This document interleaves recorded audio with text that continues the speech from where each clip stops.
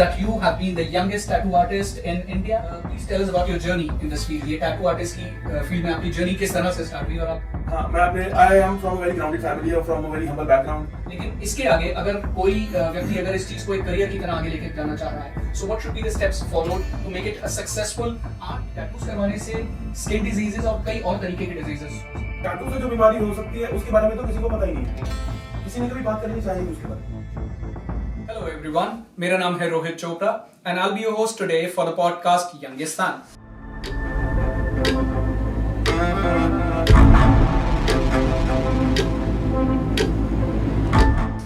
आज हमारे साथ हैं मिस्टर विशाल मनहास.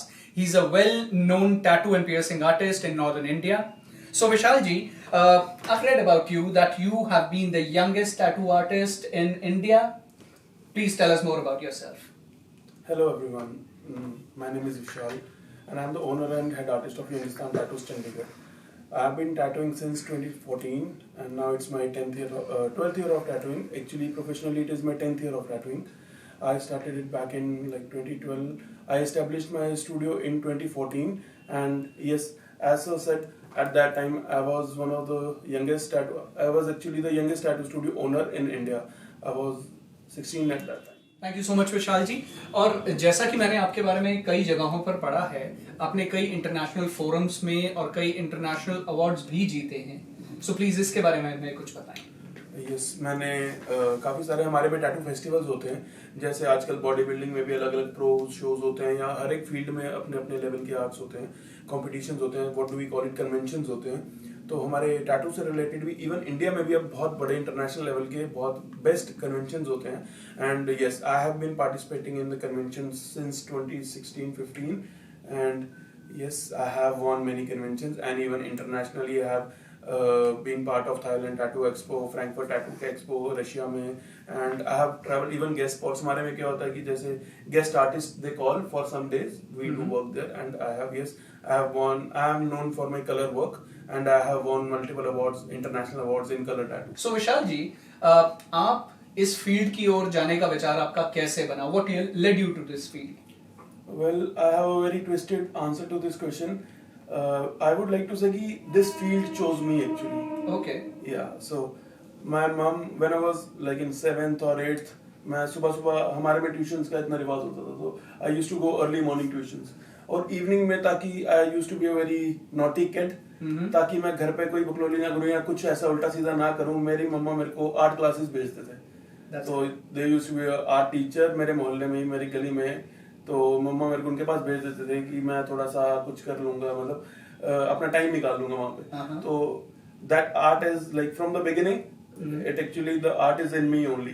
एंड थोड़ा सा बड़ा होके I just got introduced to this particular field and then it happened actually. No plans, no like nothing defined, it just happened. Okay, that's great. So आपके इस फील्ड को चूज करने में आपकी मदर का और शायद उनका बहुत बड़ा हाथ है. So Vishal ji, please tell us about your journey in this field. ये टैटू आर्टिस्ट की फील्ड में आपकी जर्नी किस तरह से स्टार्ट हुई और आप जहां आज हैं वहां किस तरह पहुंचे? So it all began back in 2014. तो उस टाइम पे my parents actually send me to Chandigarh मेरे भैया के पास. My brother was here, he was working. तो उन्होंने मेरे को भेजा यहाँ पे कि स्टडीज के लिए. I was in 10th back then. तो yeah it took me around 10 years to reach it, but yeah, it is never a like overnight journey तो नहीं है. It is a very big, not even kind of struggling also, but yes, it is a long journey. So it started back in 2012. मैं PG में होता था. Okay. So PG में रहता था अपने भाई के साथ. That days PGs were the famous Chandigarh PGs. तो मैं वहाँ पे भैया के साथ रहता होता था. And as I told before, मेरे आर्ट में था थोड़ा सा. Plus हमारे मतलब मैं जहाँ से हूँ वहाँ पे हमारे मेला होता है. Okay. मेले होते हैं बहुत सारे, है ना जी. तो उन मेले में I used to see that people used to get tattoos, वो नाम वाला एंड ऑल, है ना, जमीन पे बैठ के. So I was very much fascinated by the fact that how can someone carry a permanent mark on their body. Okay. और ये बचपन से मेरे दिमाग में था. और हाँ, I am from a very grounded family और from a very humble background. तो मेरा मोहल्ला, I am from a very like decent सी फैमिली से हूँ, बट मैं वो डिसेंट बच्चा नहीं था कभी भी. I was always that kid जो क्लास में सबसे अलग था. Back in the days, I used to have spiky hair है ना, अपने लुक के साथ। उस टाइम पे केबल टीवीज होते थे, मैं देखता था कि बाहर के आर्टिस्ट लाइक हमारे इंडियन आर्टिस्ट इवॉल्व हो रहे थे उस टाइम पे, they used to have that look, that piercings and all, और वो मेरे अंदर था कहीं ना कहीं। आप ना, हमारे में ह्यूमन बिहेवियर है कि हम एक पर्टिकुलर चीज को कैच कर लेते हैं, और मैं उस चीज को लेके बहुत फैसिनेटेड था स्टार्टिंग से। वंडरफुल। तो वो आगे मैंने कैरी फॉरवर्ड किया, वो कहीं ना कहीं अंदर ही रह गया। Obviously I was in 8th 9th at that time, है ना। तो जब वो चंडीगढ़ आया, हमारे जम्मू से, आई am from Jammu actually, Jammu से चंडीगढ़ में एक बहुत वास्ट डिफरेंस था। ओके। जब मैं यहाँ पे आया, I used to go to school, मैंने स्कूल में जाकर देखा था टैटू स्टूडियो लिखा हुआ था। ओके। तो वो एक बैक इन, वो एक 4-5 साल पुरानी दबी हुई चीज अंदर से वो दिमाग में आ गई। एंड उस टाइम पे बहुत बेसिक सा इंटरनेट से चलता होता था। This is around 2012 I guess. 10 I came in Chandigarh, तो या 11 में I joined my post 10th I joined my college, and 11 में आके ये मैंने शुरू किया था। सो 11 में वो मेरे को एक स्ट्राइक सी मिली मेरे दिमाग को कि हाँ ये भी तो चीज थी, है ना। उस टाइम पे YouTube was on 2G 3G वाला, 3G was not introduced actually, 2G था उस टाइम पे। तो I used to see YouTube videos कि कैसे होता है जी, ये क्या चीज है। एंड एक दो बारी मैंने देखा यहाँ पे लोगों ने यहाँ पे टैटू कराया होता था, आई वाज लाइक ये मेरे को भी देखना है। I went to not even a tattoo studio actually. उस टाइम पे हमारे चंडीगढ़ की सबसे अच्छी मार्केट होती थी 22 की शास्त्री मार्केट। ब्यूटीफुल। वहां पे वो ज्वेलरीज वगैरह बहुत 10-10 रुपए में वो बेचते थे, बड़े फैसिनेटेड होता है का। एंड वो मेरे लिए एक न्यू वर्ल्ड था। And as I told you, ये अंदर से होता है। मैं पर्टिकुलरली वहां पे सब कुछ था, वहां पे ज्वेलरी भी थी, वहां पे खाने पीने का भी था, वहां पे कपड़ों का भी था, वहां पे और भी कुछ था, बट मैं उससे डिराइव था।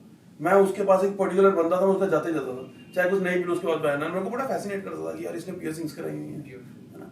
तो वहां पे उसने मेरे को बोला भाई मैं टैटू करता हूँ।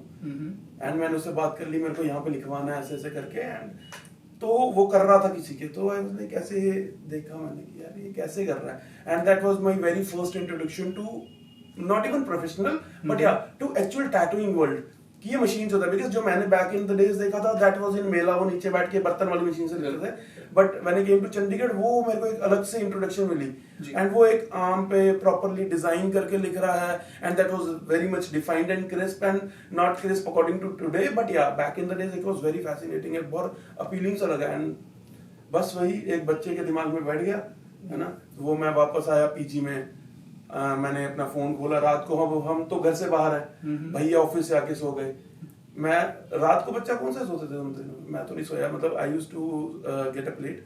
मैंने रात को यूट्यूब गूगल पे देखा, तो मेरे को गलती से ना मैं टैटू सर्च किया हुआ था, तो मैं कुछ यूट्यूब चला रहा था, उस टाइम पे ब्राउजर में चलता था, तो उसमें ना मेरे को साइड में एक एड आ गई, पॉपअप आ गया, dhgate.com, एक चाइनीज वेबसाइट है, होप आज भी होगी।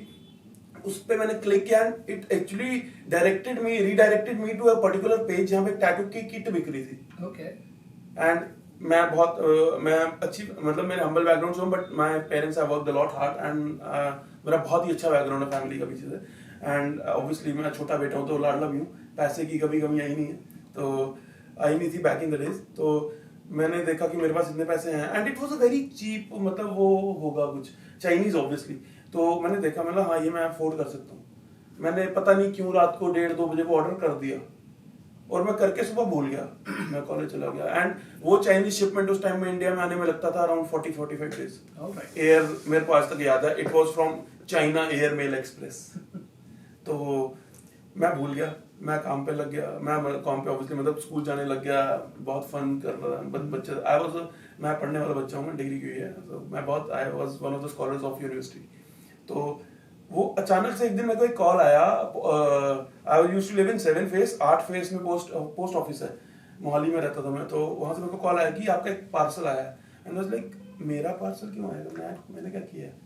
तो फिर मेरे को याद, कहते हैं आपका ना चाइना से कोई पार्सल आया। मैंने बोला पैसे देने इसके, कहते नहीं नहीं। मतलब ठीक है, मैं कॉलेज में था उस टाइम पे। मैं वापस आया तो अब एक्साइटमेंट, वो कहते हैं हम आपको बाद में डिलीवर कर देंगे। मतलब बात का वेट नहीं हो रहा, मैं अभी आ रहा हूँ आपके पास। सो मैं बाइक लेके I went to 8 phase Mohali, वहाँ पे उनका पोस्ट ऑफिस में गया, साइन वगैरह किए, पार्सल ढूंढा, ले आया। उस टाइम तक टू बी ऑनेस्ट मेरे दिमाग में टैटू का कुछ नहीं था। और अचानक से मैंने वो पैकेट से खोला, बीच में से एक टैटू की किट निकली, और वो मेरे को वापस चले गया। मैंने यार ये तो मैंने 2 महीने पहले ऑर्डर की थी। ओके। तो वो फिर 2 दिन मतलब मेरे को एक अलग से ना, जब मैंने गैजेट सामने देख लिया अपने, देन ऑब्वियसली बच्चे हैं, गैजेट्स देखेंगे तो कुछ ना कुछ तो हाथ पैर मारेंगे, है ना। तो मैंने उस पे ना एक सीडी थी, छोटी सी, वो हर एक किट में बैक इन द डेज आती थी, तो वो सीडी मैंने डाली, वो सीडी करप्टेड थी। ओके। तो वो I was left just with the equipments. अब करना तो कुछ है ही, क्या कर सकते हैं। एंड फिर मैंने यूट्यूब खोला। यूट्यूब पे मेरे को याद है हाउकास्ट चैनल होता था एक, अभी भी होएगा आई गेस, तो बहुत साल पुराना चल रहा है। हाउकास्ट पे ना एक वीडियो थी, how to assemble your tattoo kit. Beautiful. Assembled, obviously my friends, my brothers, I call them my real sisters and brothers. We are childhood friends, बचपन से ही साथ में चार। Mohali, I met them in Chandigarh only. Okay. बस उनको phone किया, tattoo बनाना है। They're like, tattoo तूने बनवाना है? Because I used to say कि टैटू। मैं जब कॉलेज जाता होता था तो रास्ते में 5 फेस में टैटू स्टूडियो आता था, लिखा होता था बड़ा बड़ा टैटू स्टूडियो। तो मैंने नहीं, मैं बनाऊंगा। एंड ओवर द नाइट मैंने वो देखा, ऑब्वियसली गीकी किड इंजीनियरिंग कर रहे हैं, देखा रात को कैसे असेंबल होती है मशीन, प्रैक्टिस स्किन पे ऐसे हाथ पैर मारा, और कॉन्फिडेंस तो 16 साल की उम्र में पीक पे था कि मैं ही हूँ। Then I started it and yeah it landed me here and I am all thanks to this, all thanks to that particular night I ordered that machine. Great. That sounds like a very fascinating journey. Yes, it has been. So actually. it started from your mother putting you into the arts classes, then later you buying a tattoo kit. Wonderful. So let's imagine you are meeting that young Vishal, 15, 16 years old. Yes. From what you have built till now, what would you suggest to that young Vishal कि आपको एक tattoo का business अगर setup करना है, tattoo and piercing का business, तो what should be the steps the person should be taking to start that business and even to make it a successful business? Well, see, what I can say is this is an art field. मैंने कभी इसको business में लिया नहीं, दो now I am into a business, I am entrepreneuring it, मैं इसको business की तरह चला रहा हूँ, दैट इज माय थिंग कि मेरे को 10 साल हो गए करते, तो मेरे लिए ये बिजनेस है, but still I am an artist. Still I am known as an artist, I am known as a tattoo artist, though I am not, ठीक है मेरा हो गया, I have a good business now, I have a very good genuine fan following and everything, I have a good social media, I have a good appointments and everything, but still I cannot let anyone say me कि मैं एक businessman हूँ। I am an artist, I will be an artist. I am doing a business, that is my second choice, क्योंकि मेरे को एक main stream में भी रहना है। So हमारी फील्ड में क्या है कि सब लोगों को बिजनेस करना है जी, उनको पैसा डाल के पैसा कमाना है। You are into wrong business then. You are into wrong field then. Now that reminds me of some beautiful lines that I just heard few days back कि अगर आप पैशन के लिए काम कर रहे हैं तो फॉर श्योर आप सक्सेसफुल होंगे, लेकिन अगर आप पैसे के लिए काम कर रहे हैं तो आपके सक्सेसफुल होने की प्रोबेबिलिटी थोड़ी कम है। That's great, but again my question remains the same. I'm asking you the same question again, that what if you are suggesting that same old 15-year-old Vishal that you want to set up a business now. Let's say I am that artist, I know the art, but I don't know कि इसको आगे कैसे ले जाया जा सकता है, तो उसके लिए कुछ recommend करें कि क्या किया जाना चाहिए? So first thing first, be loyal to your art. Wonderful. Be loyal. हम कभी भी ना, जब हम where the kids nowadays are lacking, वो 2 महीने या 4 महीने अप्रेंटिसशिप प्रैक्टिस करने के बाद they want कि जैसे ही हम बाहर निकले हम पे पैसा गिरना शुरू हो जाए जी, हम बिजनेस में सेटल हो जाए। they just ignore the fact that they are artists, they have to prepare it first. Business आपको पैसा देगा। मेरे को 12 साल हो गए बिजनेस करते हैं जी, पिछले 5-6 साल से I am doing it on big scale also. मैंने कभी भी कोई बिजनेस को फ्लॉप होते नहीं देखा। It is about the human, उसको बिजनेस चलाना नहीं आया, ठीक है। अगर आपको बिजनेस करना है ना, if you want to run a business, अगर आपको इफ यू वांट कि आपका जो आर्ट है, आपका जो दुकान है आपको पैसा दे, या आपका जो स्टूडियो आपका पैसा दे, first thing first is be loyal to your business. Because जो अगर आप loyal, never expect money, work for that money. अगर आप एक्सपेक्ट करोगे कि मैं दुकान पे जाके बैठ गया और मेरे को पैसा ना शुरू हो जाए, you are going wrong. Work for that money. How can you get, see आपका, अगर आप अपने काम से लॉयल रहोगे, काम आपको काम देगा। और अगर आप अपने आर्ट में अपना 100% दोगे, अगर आप अपने फील्ड में अपना 100% दोगे, ऐसी कोई फील्ड नहीं है जो आपको रिजल्ट नहीं देगी। सारी फील्ड्स आपको रिजल्ट देंगी। आपको बस अपने काम से लॉयल रहना है, आपको जेन्युइन रहना है, आपको पैसा एक्सपेक्ट करने की जगह काम एक्सपेक्ट करना है। अगर आप शाम को 5,000 खर्च रहे हो ना, वो मैटर नहीं करना चाहिए आपको। ये मैटर करना चाहिए कि आप दिन में 4,000 कमा रहे हो। आपको कमाने पे फोकस करना है, ठीक है। आपको ये देखना है कि आप काम करोगे, आपको पैसा आएगा। अगर आप ये बोलोगे कि मैं जाके दुकान पे बैठ जाऊंगा, काम चाहे इधर उधर का करता रहूं और मेरे को पैसा आ जाए, वो नहीं आएगा, आपका बिजनेस फ्लॉप हो जाएगा। Because you are not being loyal to your art. At the end आप आर्टिस्ट हो, या तो आप बिजनेस खोल के बैठ जाओ, आप दुकान खोल के बैठ जाओ, वो नहीं करना है। आपको आर्ट हो तो आपको आर्ट को ही आगे लेके जाना। That's a great point Vishal ji. And जैसा आपने बताया कि art is the first and the foremost thing, लेकिन इसके आगे अगर कोई व्यक्ति अगर इस चीज को एक करियर की तरह आगे लेके जाना चाह रहा है, so what should be the steps followed to make it a successful art and a business? Yes, actually अभी तक तो मैंने जो बताया वो आर्ट के पॉइंट ऑफ व्यू से था जी। अब मैं now will talk about the business point of view. See, आजकल के टाइम पे तो बहुत इजी हो गया, people are more aware, even parents are more aware. हमारे टाइम पे ऐसा नहीं था। हमारे टाइम पे, आज भी हमारे टाइम पे टैबू माना जाता था इसको, कि घर से बच्चे को पढ़ने भेजा है, वो क्या करने लग गया। So our time was more struggled. But आजकल के टाइम पे ना बहुत अच्छा हो गया। इवन मेरे पास जो पेरेंट्स आते हैं अपने बच्चों को, स्टूडेंट्स जो मैं, हमारे पास अप्रेंटिसशिप्स होती हैं, उस पे पेरेंट्स आते हैं अपने बच्चों को लेकर कि this is a good field, this is a very good growing field, आप इस पे बच्चे को लेके आइए। हम तो मैं तो ये कहना चाहूंगा कि you guys have the best opportunity now. आपके पेरेंट्स इससे इंट्रोड्यूस्ड है ना। You guys are not alienated. आपके लिए, आपके पेरेंट्स के लिए टैबू नहीं है, हमारे लिए बहुत था। तो हमेशा ना एक बिजनेस के लिए, एक बिजनेस का एक मॉड्यूल होता है ना। आप बिजनेस को अच्छा सेटअप करना चाहते हो, go for a good market, आप अच्छे से करो। सबसे पहले मेन फोकस, अगेन मैं बैक टू द पॉइंट आऊंगा, मेन फोकस है कि अपना आर्ट को पहले शार्प करो। आप अपना आर्ट ऐसा बनाओ कि आपका नाम हो। Social media is the key nowadays. हम तो चलो ज्यादा हो गए हैं, मेरे को इतना सोशल मीडिया चलाना आता नहीं है, बट स्टिल आजकल social media is the new की, इज द न्यू बिजनेस।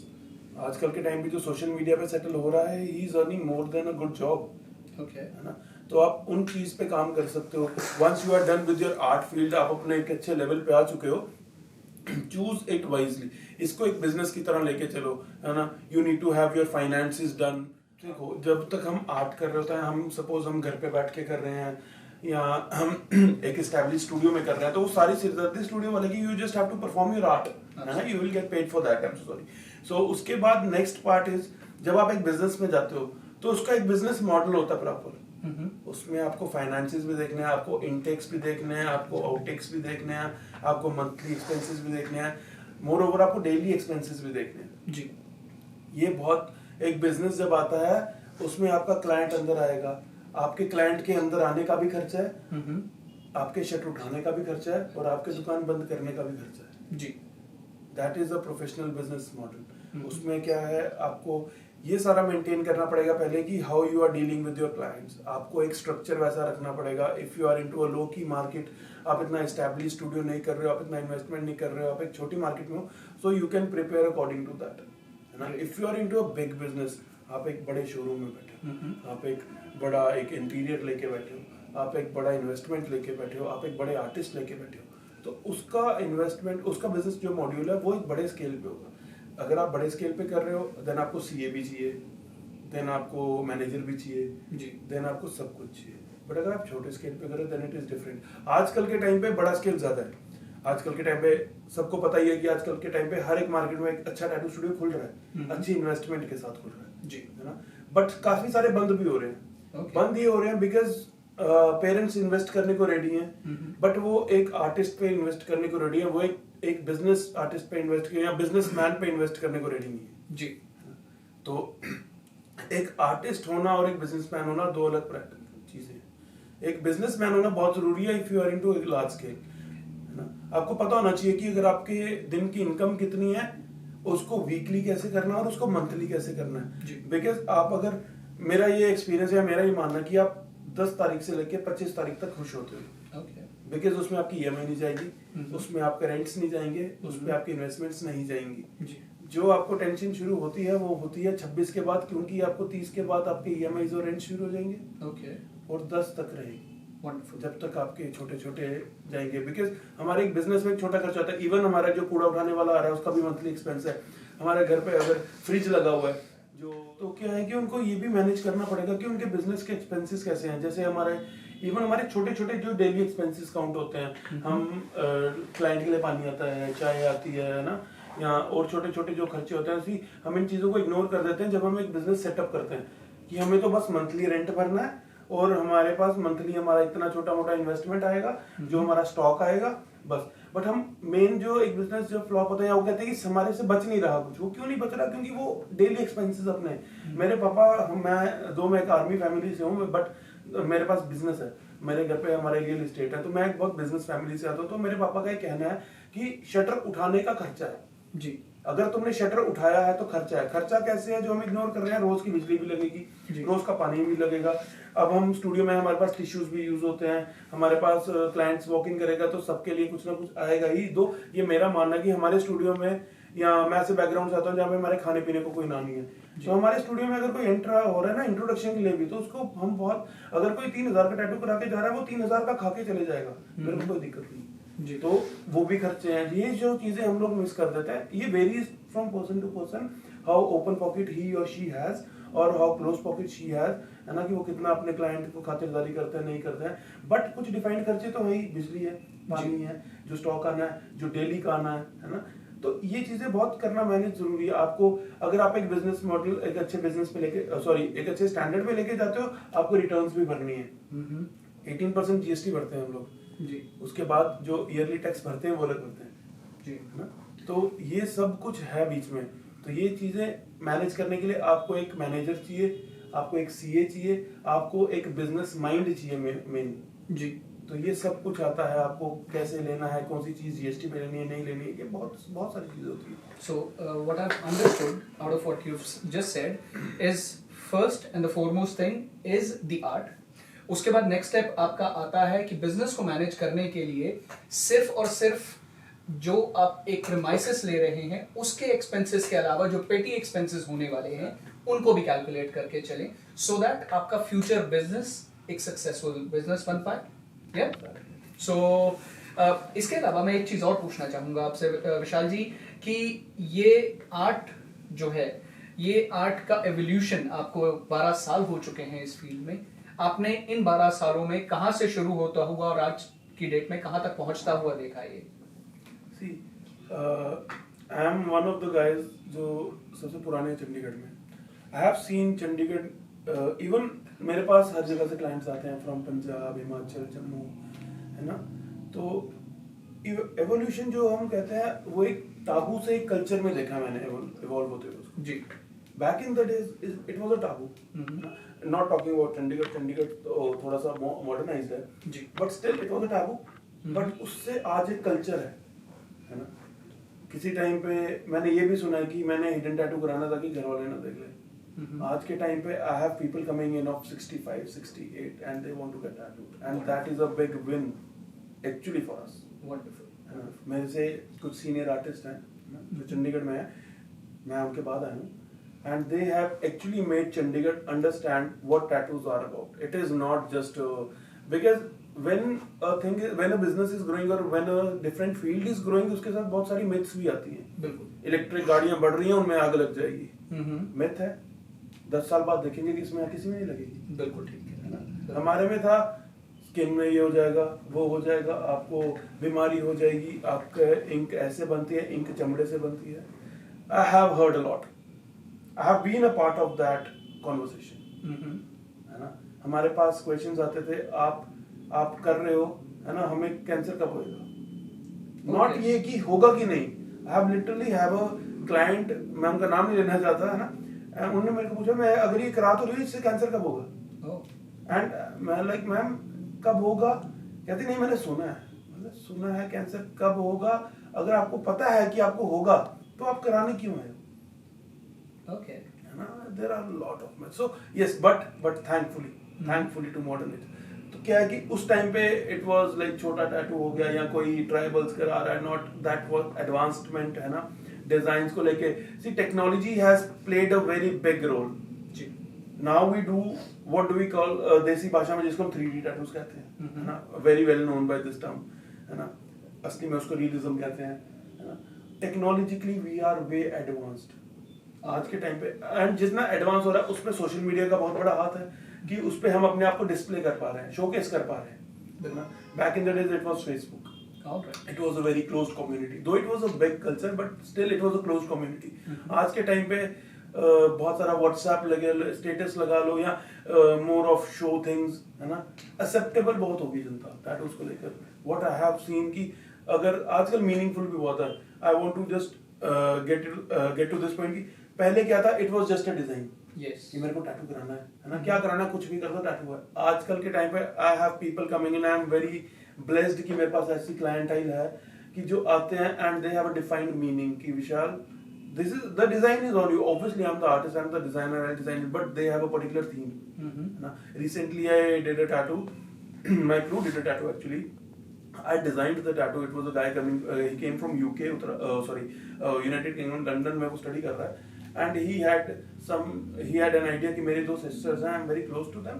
मेरे को उनका tattoo कराना है and everything is related to them. My life, मेरे parents working है and my life I have been with my sisters. And मैंने consultation किया and I was very mesmerized by seeing कि इसके पास कुछ एलिमेंट्स थे अपनी सिस्टर्स के.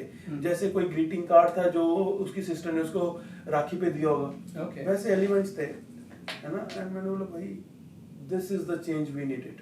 Wonderful. है ना. वो हमने इनकॉर्पोरेट किया उसके टैटूज में and it turned out to be one of the very famous tattoos. So this is the evolution. Now everyone is more accepted. लोग हैं जो पेरेंट्स से पूछ के आते हैं. हमारे पास कुछ टर्म्स एंड कंडीशन है कि हम 18 से नीचे टैटू नहीं करते हैं. इवन इफ अगर मैं थोड़ा सा ना कंसल्टेशन करने में ज्यादा बिलीव करता हूँ. तो अगर कोई 16 साल का बच्चा आ रहा है एंड उसके पेरेंट्स भी आ रहे हैं, मैं उनके पेरेंट्स को भी बोल देता हूँ कि आपका बच्चा अभी 16 साल का है, इसका ब्रेन ग्रो करेगा, 4 साल के बाद इसको ये चीज पसंद नहीं आएगी, है ना. एंड दे आर लाइक कि आप अपना काम मार रहे हो. मैंने बोला मेरे पास काम बहुत है. मैं I just want to clean my community. जो मेरी कम्युनिटी पे दाग लगे हुए हैं, है ना, एंड जो लोग रिग्रेट कर रहे हैं, मैं आई डोंट वांट दैट. और this is the biggest thing that have changed actually. That shows your humbleness about your field, about your art. It is actually my loyalty to my art. Absolutely. So now you just talked about in your community, in your work, you do get people जो कि कुछ अलग तरीके के designs, अलग तरीके के thoughts के साथ आपके पास आते हैं. I just saw your own tattoo. Now, can we discuss this tattoo? What exactly this depicts? Okay. Yeah. This has been with me for all my childhood actually. Okay. All my teenage has been with this tattoo. Uh-huh. So I'm a very big believer of Karam and Moksha.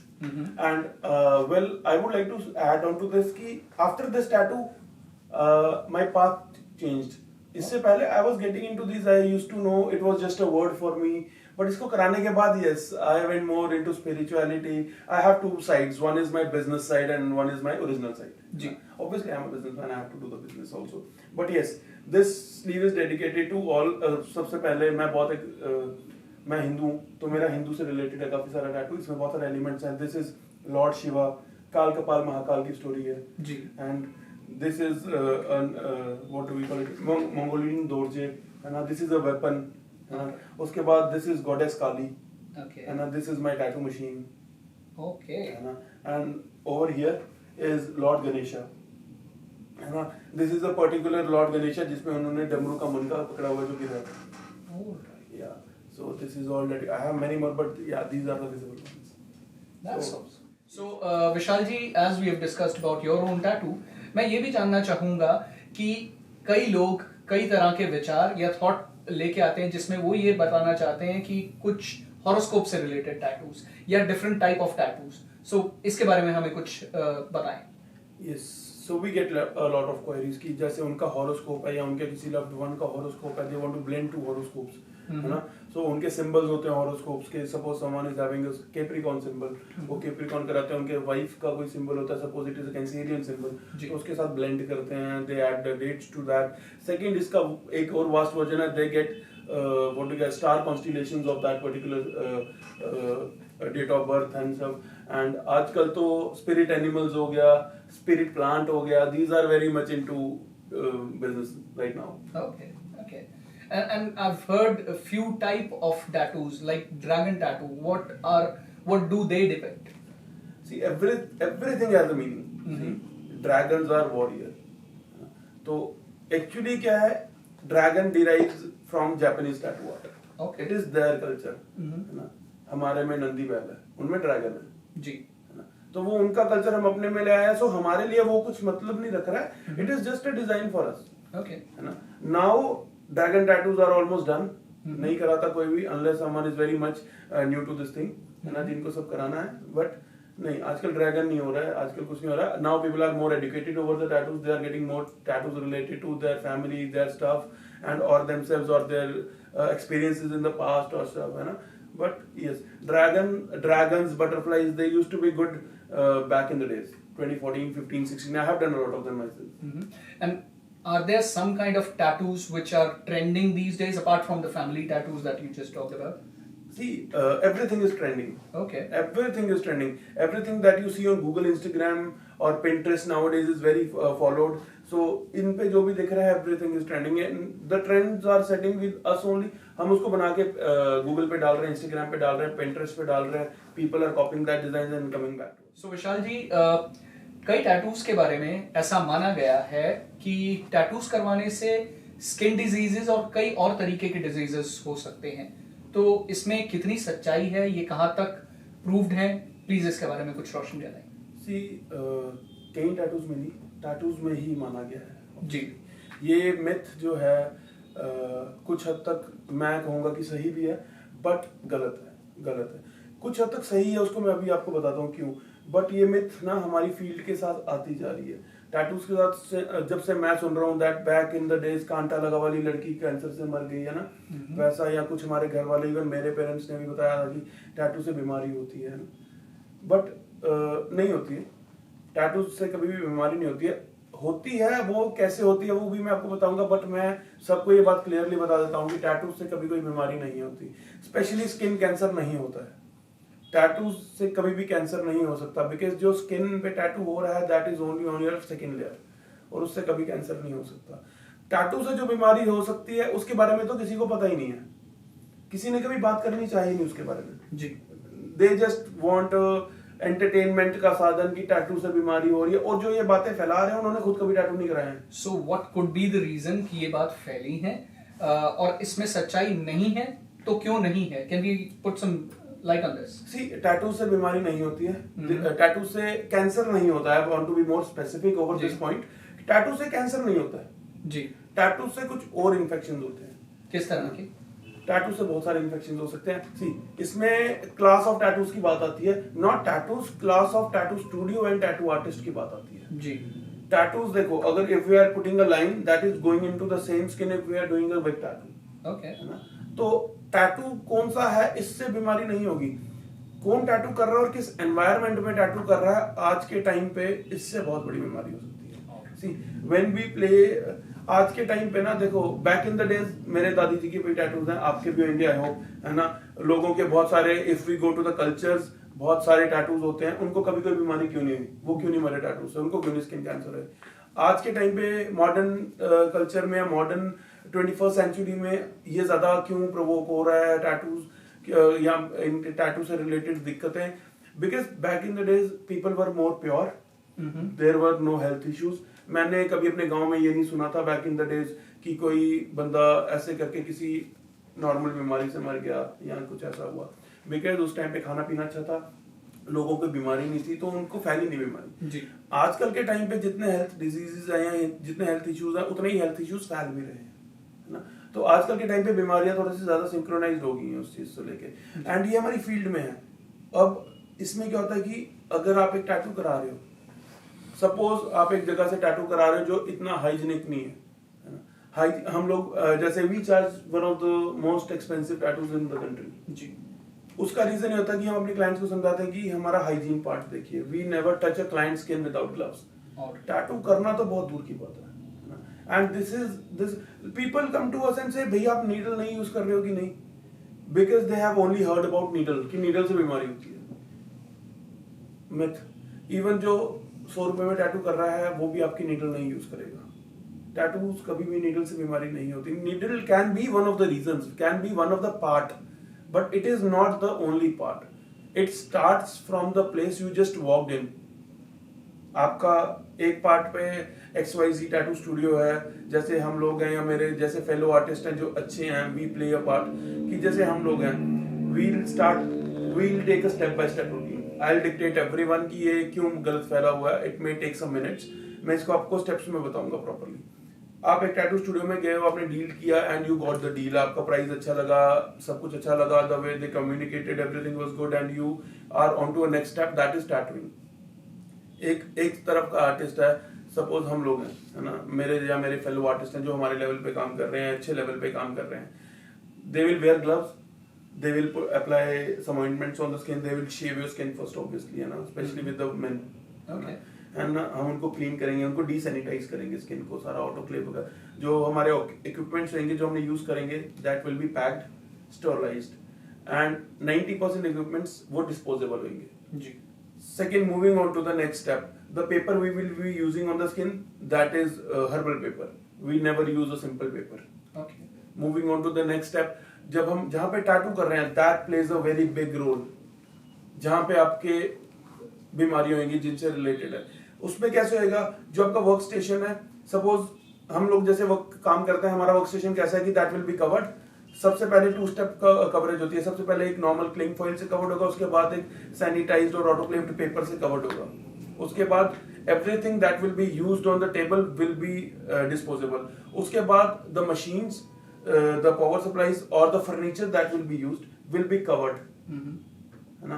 आप उसके shorts लगाना, मैं आपको भेजूंगा, उसमें क्या है, हर एक चीज पे कवर चढ़ा होगा, पहले उसको हमने क्लीन किया होगा 90% अल्कोहल से, ताकि उसका सारा बैक्टीरिया मर जाए, कवर किया उसको, the wires, even the pen we use, that is also covered, okay, that plays a role. अब ये हम क्यों कर रहे हैं और बाकी नहीं कर रहे हैं, तो उनसे कैसे बीमारी हो सकती है, now you will see the difference.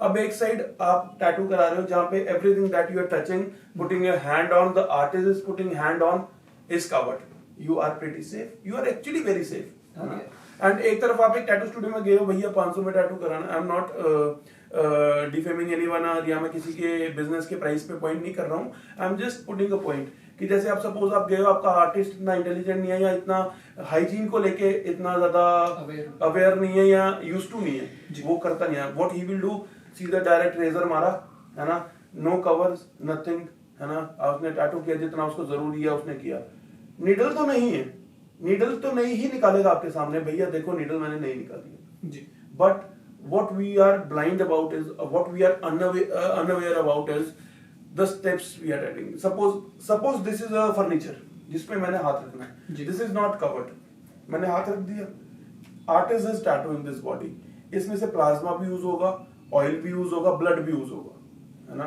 The table that he is putting his machine on, hands on, है ना, ग्लव्स ऑन, या अपना इंक्स रख रहा है, नीडल रख रहा है, that is also not cover और नॉट सैनिटाइज प्रॉपरली और नॉट दैट, उस पे क्या आएगा, मशीन उठाई, इस पे किया, साफ किया, हाथ लगा, यही हाथ ब्लड वाला उस टेबल पे गया, ओके, है ना, यहां से क्या हुआ, वहां से सारा कुछ, मतलब वो क्रॉस हो रहा है सब कुछ, है ना, लग रहा है, अब वो क्या हो गया, आपका टैटू बन गया, यू सी टैटू, हाँ जी भैया अच्छा टैटू है, आप चले गए घर पे जी, है ना, अब क्या हो गया, वो ब्लड वहीं पे सूख जाएगा, इसी टेबल पे, उसी मशीन पे, उसी वर्क स्टेशन पे वो ब्लड सूखेगा, है ना, बीमारियां आएंगी, जर्म्स पेनिट्रेट होंगे, है ना, एंड क्या आएगा उसके बाद, जब आप फिर से टैटू कराने को अगला इंसान गया, वो कौन सा सैनिटाइज या ऑटोक्लेव हुआ है, उसी पे अगले इंसान का भी टैटू होगा, सो the particular term that happens with tattoo is blood-borne pathogen diseases.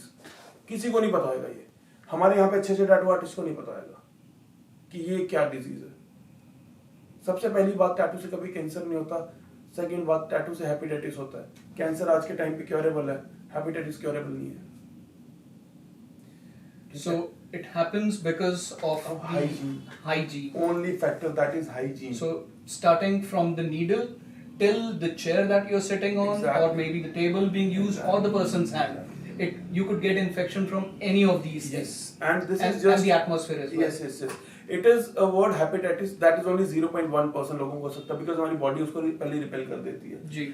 अब ये आ गया मेन टर्म, मैंने इसको इसलिए बताया क्योंकि मेरे को कैंसर से शिफ्ट करना था और एक्चुअल टर्म पे लेके आना था।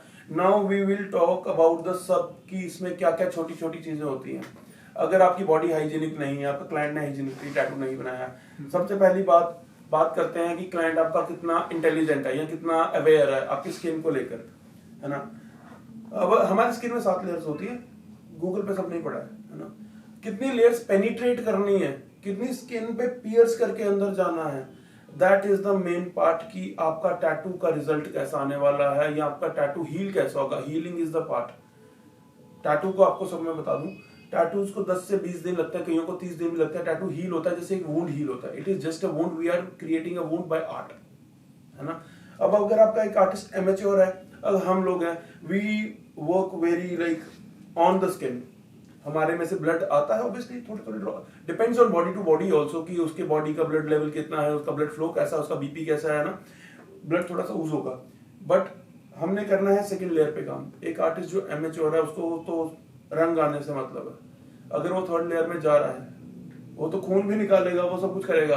और अब बचपन में बहुत सारे दोस्तों ने मेरे ने या किसी ने कट मारे होंगे ब्लेड लेके ना, यादों में किसी की, तो अगर आपने ऊपर ऊपर से कट मार दिया ना तो वो 5 दिन में हील हो जाएगा और निशान नहीं रहेगा।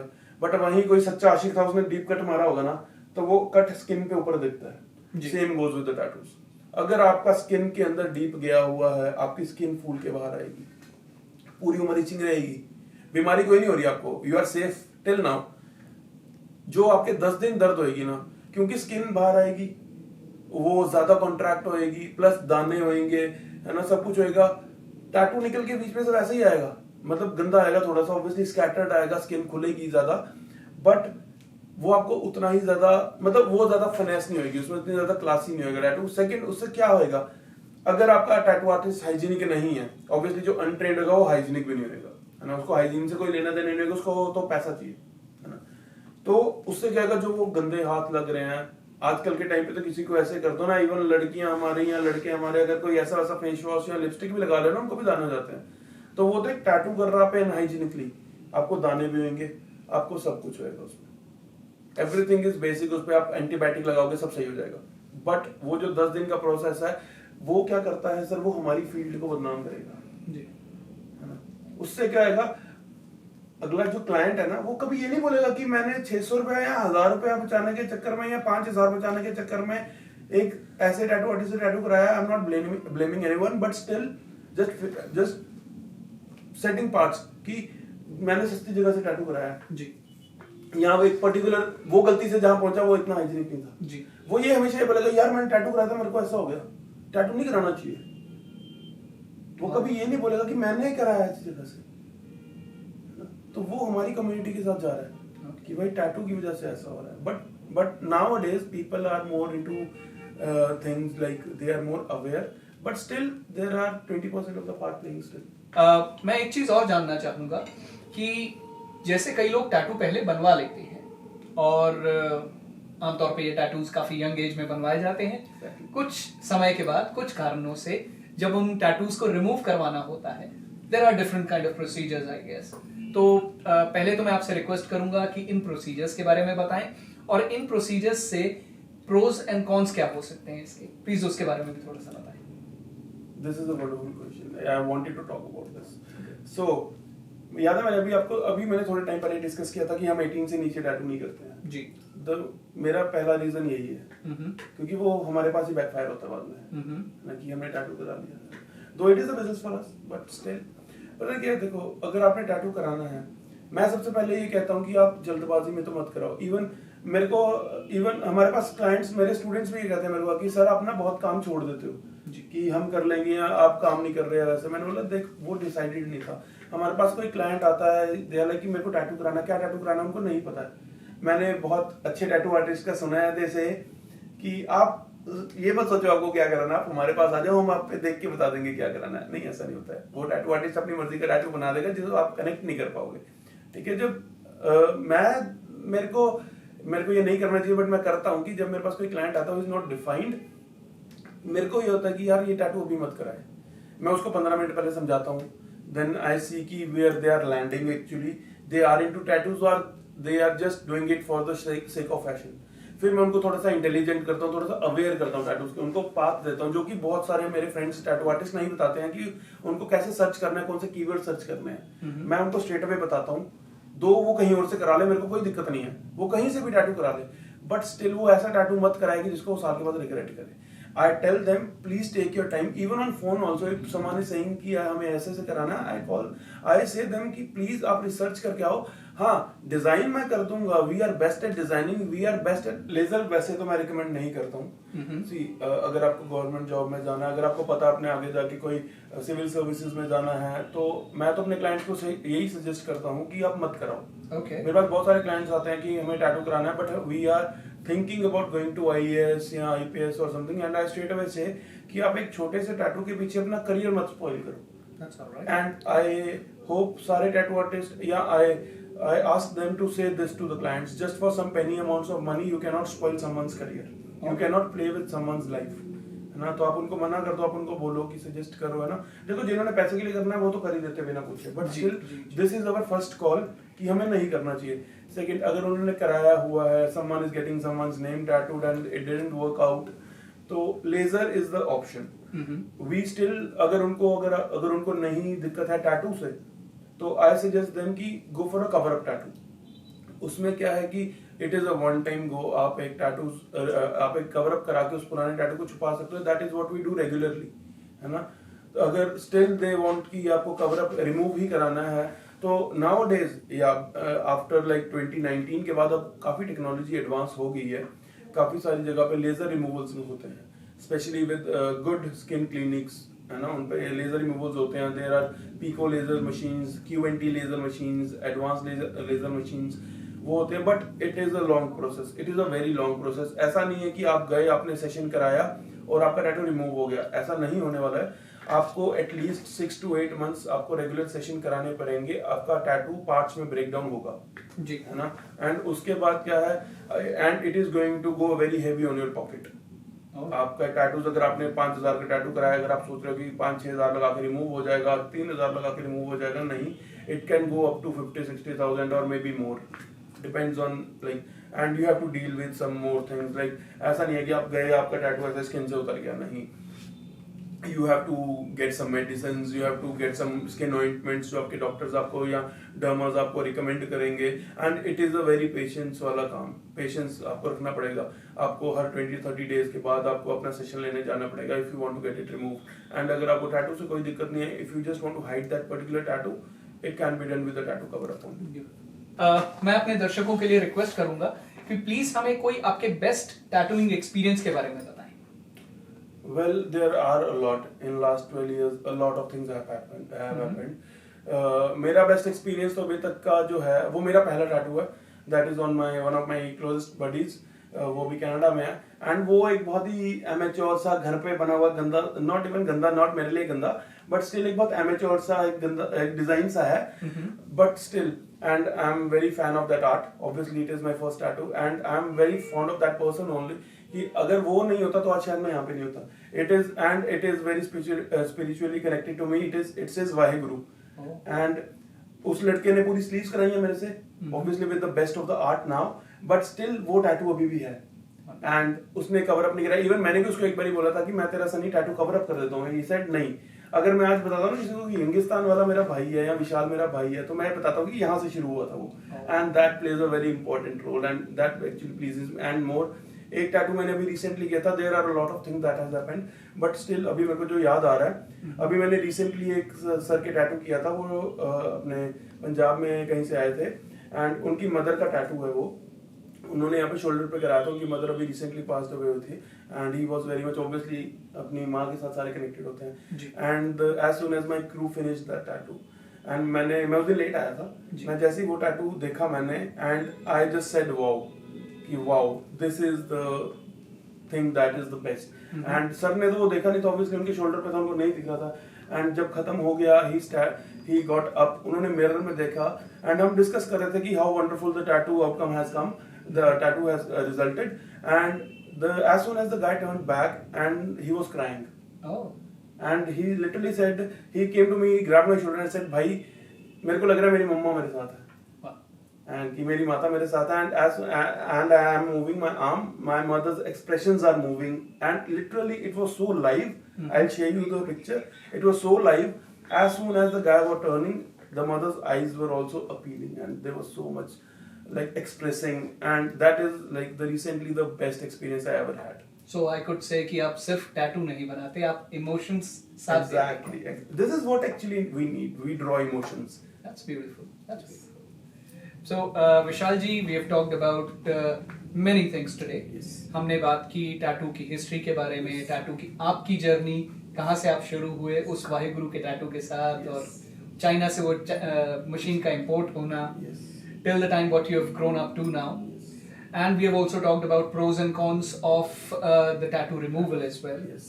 It was a wonderful session, I believe, and people have learned a lot from you Yes, today, I hope. how they could establish a business out of this.